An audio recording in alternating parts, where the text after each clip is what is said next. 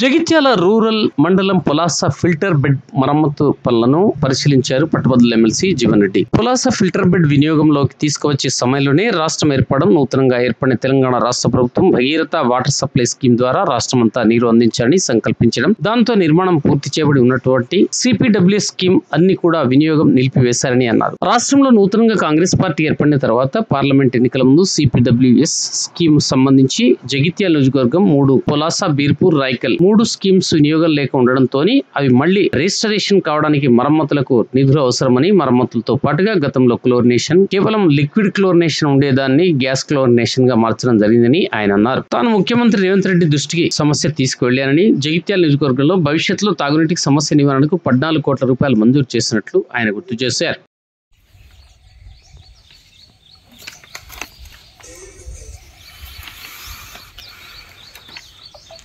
ఇప్పుడు గ్రామీణ ప్రాంతానికి సంబంధించి శుద్ధి చేసిన రక్షిత మంచినీరు అందింప చేయడంలో భాగంగా ఆనాడు ఉమ్మడి రాష్ట్రంలో వైఎస్ రాజశేఖర రెడ్డి గారు ముఖ్యమంత్రి ఉండగా జగిత్యాల మండలానికి సంబంధించి ఈ comprehensive protected water supply scheme 2008-9 8-9 ప్రాంతంలో ఏదైతుందో ఇది అప్పుడు 6 కోట్లతో మంజూరు అయింది. 6 కోట్లతో మొత్తం జగిత్యాల మండలానికి సంబంధించి శుద్ధి చేసిన మంచినీరు అందింపజేయాలనేటువంటి లక్ష్యంతో సరే అప్పుడే ఇంటేక్ వెల్ కానీ, ఫిల్టర్ బెడ్స్ కానీ, ఆల్లో మిక్సింగ్ ప్యూరిఫికేషన్ కానీ, అప్పుడు లిక్విడ్ క్లోరినేషన్తో దాన్ని శుద్ధి చేసే విధంగా ఇది నిర్మాణం పూర్తి చేసుకోబడ్డప్పటికీ 2014లో అధికారానికి వచ్చినటువంటి ఒక టీఆర్ఎస్ పార్టీ తెలంగాణ రాష్ట్రం ఏర్పడ్డ తదుపరి అప్పుడు నిర్వహణలో ఉన్నటువంటి స్కీమ్స్ అన్నిటిని కూడా నిలిపేసి, ఇవన్నీ ఆన్గోయింగ్ స్కీమ్స్, ఇవన్నీ అట్లే నిర్వహణ కొనసాగిస్తూ భగీరథకు లింక్ చేస్తే అయిపోతుండే. ఇలా భగీరథతో ఏదైతుందో మేము శుద్ధి చేసిన నీరు రాష్ట్రమంతా అందించే అవకాశం ఉన్నది కాబట్టి ఉమ్మడి రాష్ట్రంలో నిర్మాణం పూర్తి చేసుకొని నిర్వహణ ఉన్నటువంటి స్కీమ్స్ అన్నీ కూడా అర్థాంతరంగా నిలిపివేసింది. ఈ మన జగిత్యాల కానీ సిపిడబ్ల్యూ స్కీమ్ పులాస ఏదైతే మనం ఇక్కడ ఎల్లమ్మ చెరువుపై ఆధారపడి నిర్మాణం చేసుకున్నామో, అట్లాగే రాయకల్ కానీ, బీర్పూర్ కానీ 3 ఏదైతే ఉందో మన జగిత్యాల నియోజకవర్గానికి సంబంధించి ఇవన్నీ నిర్వహణ మధ్యలో నిలిపివేసి భగీరథకు లింక్ చేస్తున్నాం అని చెప్పని కార్యక్రమం అమలుకు తేవడం జరిగింది. ఈ 2 కూడా మనం ఏప్రిల్ చివరిలో ఏదైతుందో వినియోగంలోకి తెచ్చే అవకాశం ఉన్నది. ఈ 2 కూడా నేను మొన్న 4 days బ్యాక్ రాయకల్ కూడా విజిట్ చేసి మొత్తం పరిశీలించడం జరిగింది. అక్కడ మొత్తం పనులన్నీ అయిపోయింది కానీ పైప్ లైన్ టెస్టింగ్ ఉన్నది.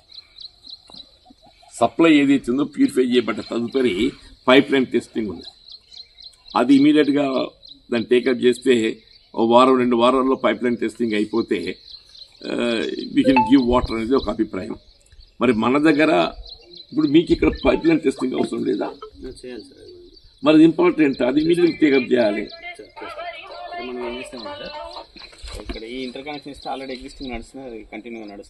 అదే ప్రాబ్లం ఏముంటుంది, ఈ ఇంటర్ కనెక్షన్ చూసుకోండి. ఇప్పుడు పండుగ తర్వాత వస్తాయి సార్ పైపులు. ఆ ఇంటర్ కనెక్షన్ చూసుకుంటే ఏదైతుందో మీరు షెడ్యూల్ 15th April అని చెప్పంటున్నాం. అట్లీస్ట్ మన 15th April కీప్ అప్ అవుతారు చూడండి. ఇప్పుడు ఎందుకంటే దీంతో మనకు పొలాసతో పాటుగా ఇప్పుడు ప్రధానంగా ఇది పొలాసకు మనకు వినియోగంతో ఆరంభమై ఈ పొలాసతో పాటుగా ఈ పక్క ఉన్న గ్రామాలన్నింటి 10-12 గ్రామాలకు ఇవ్వచ్చాయి అప్ టు కల్లెడ. ఇప్పుడు మధ్యలో ఉన్న అనంతారం, గుట్రాజ్పల్లి, గుల్లపేట, తక్కలపల్లి, సోమన్పల్లి, సంగంపల్లి, అచ్చిపూర్, కల్లెడ ఈ వైపు అంటే ఈ వైపు వస్తే ఏదైతుందో మన తిప్పన్నపేటతో పాటుగా తిప్పన్నపేట కూడా ప్రాబ్లం ఉన్నది. అక్కడ తిప్పన్నపేట కూడా పెరకపల్లి ఆ ప్రాంతం కొంత ప్రాబ్లం ఉంటుంది. ఇప్పుడు తిప్పన్నపేటతో పాటుగా పెరకపల్లి కానీ ఈవెన్ శంకులపల్లి కూడా ఇందులో ఇంక్లూడ్ అయి ఉన్నది. శంకులపల్లి కూడా టౌన్కు లింక్ అయినా కానీ ఇందులో శంకులపల్లి కూడా is also part. Porandla, Balapalli, Hanumajpet, Kannapalli, Kannapur ఇక్కడ వరకు ఏదైతుందో నాకు ఈ పార్ట్ అనేది దీన్ని కంప్లీట్ అవుతాను చూడండి. తర్వాత మనం లక్ష్మీపూర్ యూ కెన్ లింక్ ఇది అది లేదు, డైరెక్ట్ ఉంది ప్రాబ్లం, వాటర్ అయితే వాటర్ ప్రాబ్లం లేదు. లక్ష్మీపూర్, జాప్తాపూర్, వెల్దుర్తి దీనికి ఏదైతే ఎట్లయితే అటు అప్పు బాగుంది సార్, మనకు లైన్ లింక్ లేదు, దీని నుంచి కిందికే ఉన్నాయి కాబట్టి ఇటు మనం ఇటు అట్లీస్ట్ మీరు ఒక 50% ఆఫ్ మండల్ కవర్ అయిపోతుంది. మీరు 50% ఆఫ్ మండల్ గట్లా దీంతో కవర్ చేసినట్టయితే ఇప్పుడు ఈ భగీరథ వాటర్ వచ్చింది మొత్తం మనం అటు వాడుకోవచ్చు. వచ్చిన భగీరథ వాటర్ మొత్తం అటు వాడుకోవచ్చు. ఇప్పుడు తెలంగాణ రాష్ట్రం ఏర్పడ్డ తదుపరి ఈ డ్రింకింగ్ వాటర్ తాగునీటికి ప్రాధాన్యత ఇవ్వాలనే భావనతోని ముఖ్యంగా ఈసారి ఏదైతుందో కొంత భూగర్భ జలం లెవెల్స్ పడిపోవటము, దాంతో కొంత ఆందోళనకరంగా ఉంది వాస్తవం రాష్ట్రంలో కూడా.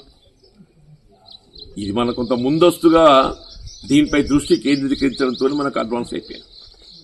అప్పుడు మన గత సంవత్సరం ఏదైతే దీనిపై దృష్టి కేంద్రీకరించి ఇవన్నీ మరమ్మతులు చేపట్టాలి, మరమ్మతులు చేపట్టి ఇటు వినియోగంలోకి తేవాలనేటువంటి ఒక ఆలోచన చేయడంతో మనకి ఇప్పుడు ఈ సమ్మర్లో వినియోగంలోకి వచ్చే అవకాశం ఉన్నది.